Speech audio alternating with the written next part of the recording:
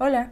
El tema de este video es probablemente el más solicitado en mis redes sociales. Les prometo que no fue intencional demorarme tanto, no fue porque me quería quedar con todos los mejores secretos de cómo ser un buen estudiante, sino que fue básicamente porque ni siquiera yo me sentía muy segura de cómo debería estudiar y si es que mi método estaba bien, y no estando muy segura, por ende, no me sentía muy cómoda compartiendo mis consejos. Muchas personas asumen que cuando eres de medicina que automáticamente eres un experto en el arte de estudiar, pero la realidad es que, o sea, al menos para mí, me sentí más perdida que nunca estudiando medicina sobre cómo debería estudiar que cuando estaba en college o en el colegio.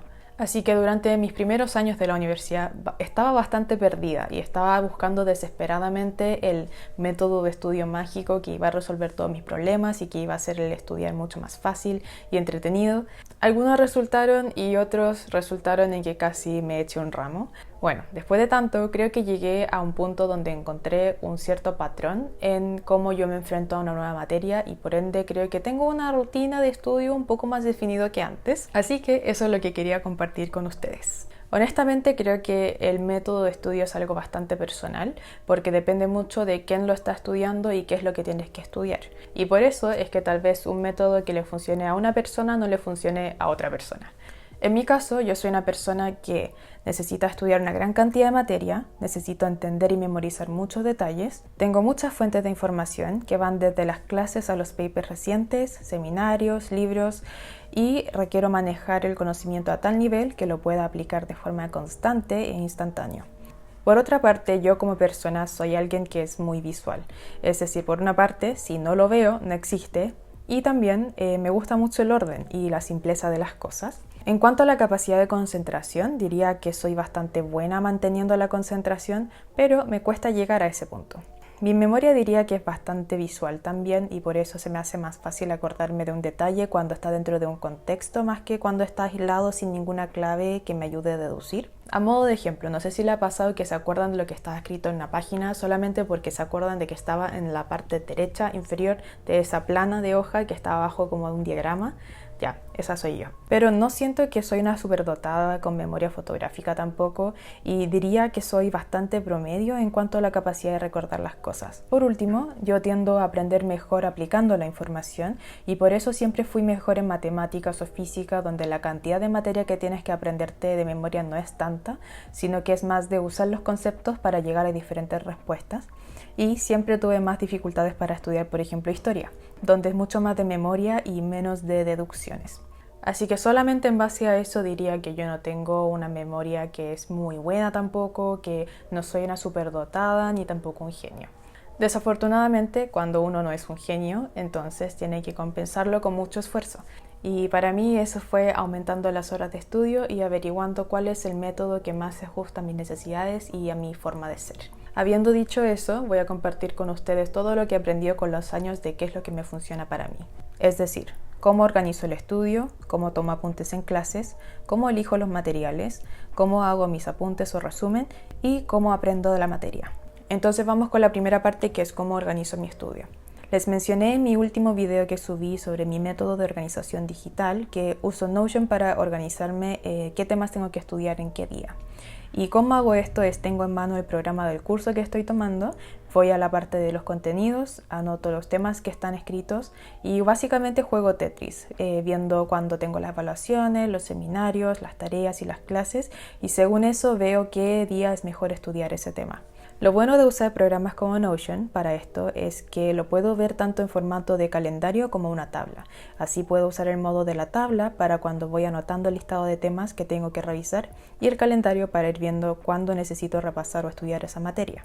Así que mi sugerencia es siempre aprovechar el programa que le están entregando al principio de cada semestre, de los diferentes ramos que tengan, para que así puedan evitarse sorpresas.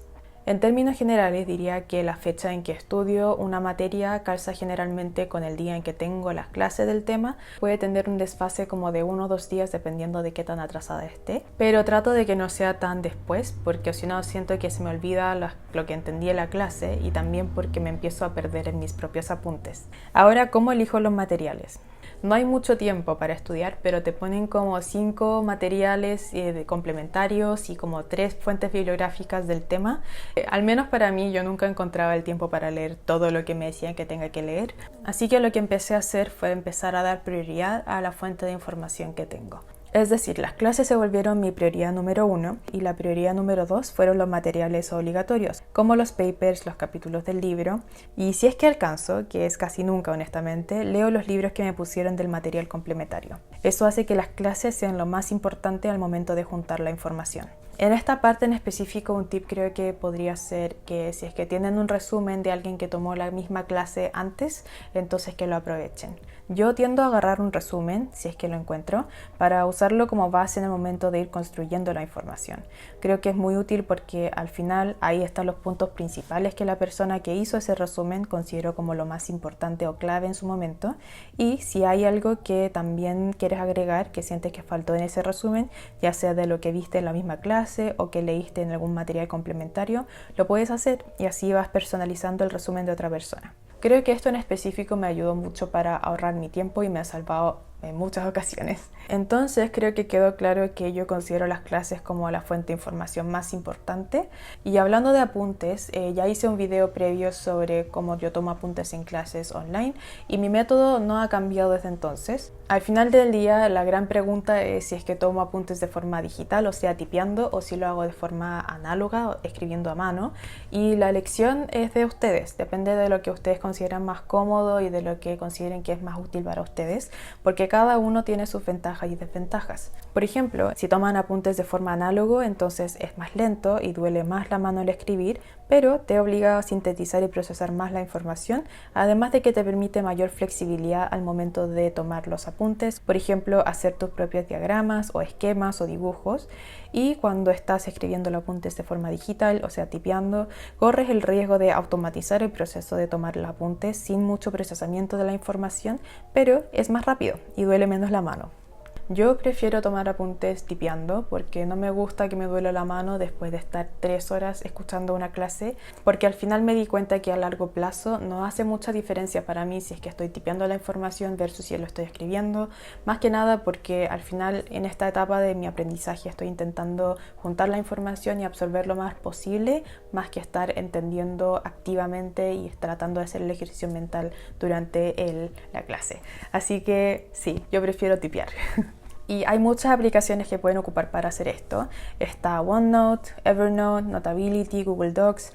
Y yo personalmente antes usaba mucho OneNote cuando tenía que tomar apuntes en clases en el computador y Notability cuando usaba el iPad. Yo ahora estoy ocupando Google Docs porque siento que tiene excelente sincronización, es simple y es rápido y además es gratis. Un tip que les podría entregar en esta etapa podría ser que graben la clase porque especialmente cuando las clases son muy largas, uno tiende a distraerse con mayor facilidad, pero obviamente pidan permiso antes o vean las reglas de la clase para poder ver si es que efectivamente lo pueden hacer o no. Y para esto pueden usar la aplicación de OneNote o Notability, o incluso lo que hacía yo era usar las notas de voz del celular para grabar la clase. Así pueden ir anotando en el mismo apunte el minuto de la clase que estaban un poco distraídos o que se estaban quedando dormidos para poder revisarlo después. Una vez que tengan juntado la información relevante a un tema, entonces ahora es la hora de hacer los apuntes o resúmenes, y esta etapa es la que más me demoro. En esta etapa de mi aprendizaje, mi prioridad es en entender la información, además de absorberlo mediante la organización de la información en formato de apuntes o resúmenes. A mí me gusta hacer esta etapa a mano, a pesar de que es un poco más lento y me demoro más, porque me da la flexibilidad para crear mis propios diagramas o esquemas, me obliga a procesar la información y de no estar copy-pasteando la información, que pasaría, por ejemplo, si estoy tomando apuntes y haciendo mis resúmenes en computador. Y además me aseguro de que todo lo que está en esa hoja de resumen o apuntes es algo que yo escribí con mi propia mano y por ende me ayuda mucho más a recordarme en el futuro. A mí me gusta probar con diferentes estilos para hacer resúmenes, a veces divido la hoja en 2 columnas, a veces no, pero en general me gusta mantener las cosas simples. En general ocupo pocos colores y ocupo el negro para escribir la información en general, como la base, y después ocupo el azul para añadir detalles que aprendí después, por ejemplo de seminarios o de la práctica, y anoto con rojo las cosas que son más importantes, que por ejemplo fue mencionado por el profesor de que esto sí o sí va a entrar a la prueba, está anotado en rojo mis apuntes. Y sobre el uso del destacador, uso a lo más 2 colores. Un color que puede ser de cualquiera que no sea el amarillo, lo uso para destacar términos que van seguidos por una definición, y el amarillo para destacar las palabras claves que siempre se me confunden. Otra cosa que trato de evitar es escribir en párrafos y uso principalmente punteos porque visualmente es más fácil ver cómo se organiza la información y porque no tengo que preocuparme tanto de la redacción, sino que voy al tiro anotando los puntos claves. Ahora, haciendo los resúmenes, me aprendo la gran parte de la materia porque la vez que estoy anotándolo, estoy entendiendo y estoy intentando procesar la información en mi cabeza, pero hay algunos detalles finos que obviamente me cuestan un poco más aprenderme a la primera pasada y ahí es cuando viene la etapa del repaso. Y ahí es cuando me aprendo los detalles finos, como por ejemplo los términos específicos, los medicamentos con sus dosis, los diagnósticos clave, y todo eso. Y básicamente en esta etapa es repetir la materia varias veces para hasta que entre la información. Aquí es cuando aplico la técnica de Active Recall, que por si no lo han escuchado antes. Básicamente viene de la idea de que nosotros generamos nuevas conexiones en el cerebro, no cuando estamos intentando absorber la información, sino cuando lo aplicamos. Yo noto que esto es muy real, especialmente en la práctica, porque por ejemplo, hablando de la paracentesis, que es cuando sacas líquido acítico del abdomen, yo me aprendí los pasos muchas veces. Creo que tuve como 2 pasos previos de prácticas para poder aprenderme los pasos de la paracentesis, aprender a hacerlo, y a pesar de que me lo aprendí múltiples veces, siempre se me olvidaba los detalles sobre qué materiales tengo que pedir, sobre cuáles son los tamaños de la aguja que tengo que usar, por ejemplo, qué exámenes tengo que pedir posteriormente. Pero ahora que tuve la oportunidad de hacer varios paracentesis, ahora me acuerdo casi perfecto de los pasos y los materiales que tengo que conseguir para hacer una paracentesis. Y eso creo que no se da hasta que uno lo hace. Y creo que esto mismo me pasa con la mayoría de las cosas que he aprendido. Creo que la información no se vuelve mía hasta que lo empiece a aplicar. En ese sentido, siento que las pruebas no son necesariamente como el objetivo final del aprendizaje, sino que es parte del aprendizaje. Porque en el fondo en una prueba estás aplicando el conocimiento para evaluar qué tanto sabes, qué tanto no sabes, y haces ese ejercicio y en ese proceso el conocimiento se consolida un poco más. Y en parte esa forma de ver las pruebas y entre otras cosas me ayudó mucho a disminuir la ansiedad en las pruebas. Pero la idea es que nos vaya bien en las pruebas, ¿o no?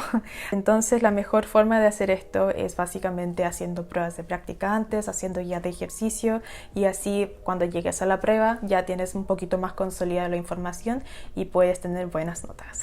El Active Recall siento que puede ser aplicado en diferentes formas. Primero están las pruebas y las preguntas tipo prueba, que fue lo que mencioné recién. También puedes usar el mismo apunte para practicar el Active Recall, y también están los flashcards, obviamente. Mi método preferido para hacer el Active Recall hasta ahora ha sido ocupar mi mismo apunte, y por eso es que ocupo los apuntes en formato de punteo para ir tapando parte de la información y voy haciendo memoria. Y siento que así es mucho más fácil, no necesitas crear nuevos materiales además de los apuntes que ya hiciste porque no tienes tiempo cuando estás en la universidad. En esta ocasión también aprovecho a intentar explicar la materia a alguien o algo, dependiendo de si están solos o no, para poder asegurarme de que en el fondo entendí bien la materia, porque siento que si yo soy capaz de explicarlo bien en palabras simples, significa que sí lo entendí bien, pero si es que me trabo en algún punto, significa que ese punto tengo que reforzarlo con otra repasada. Ahora con los flashcards, mi relación con Anki no siempre ha sido muy constante, diría que a veces lo uso, a veces no,